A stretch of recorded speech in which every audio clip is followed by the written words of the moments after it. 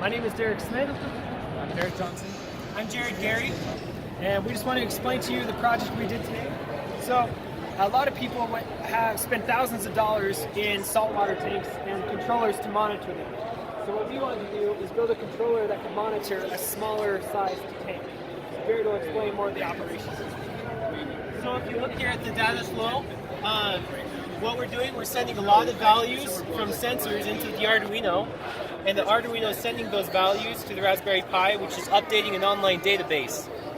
So the values we're sending are the pH of the water and the temperature of the water, also the water level with an auto top-off sensor. When this sensor senses the water getting too low, that means water is evaporated and the salinity goes up. The salt doesn't evaporate. So it turns on a pump that takes normal distilled water and fills up the tank, which tops off the water and solves the salinity problem. The Arduino also controls a dual pump, which is represented by these two pumps here, which replaces 30% of the water from clean salt water into the tank and then taking this dirty water out of the tank. It does that to replace the trace minerals in the water and the oxygen and stuff like that.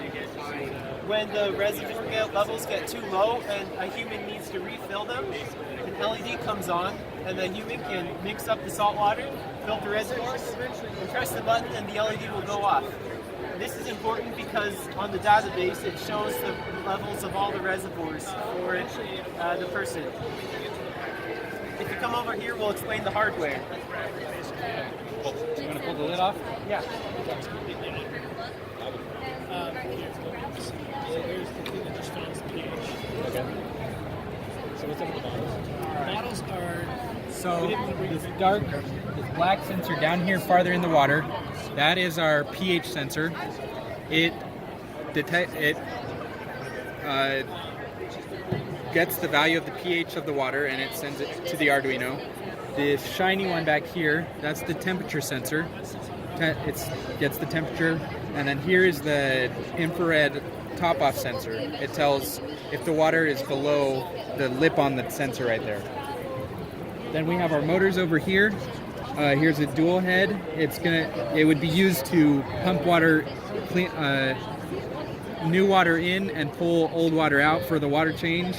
We have the top-off motor right here that when the sensor is above the water level, it'll pump more water in, so it'll fill it up if it's been evaporated.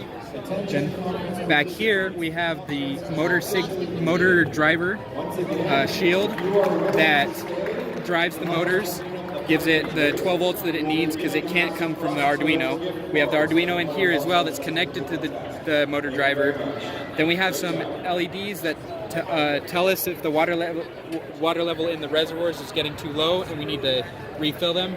And then we've got some buttons here to reset the water level when it's been filled. And then we have the Raspberry Pi that it has a serial interface with the Arduino that then uploads it to a database, which uploads it online. And then over here is where we're reading our values, and this is actually being displayed on a website on the internet. And that's a project, and it happens 1 to 2 times.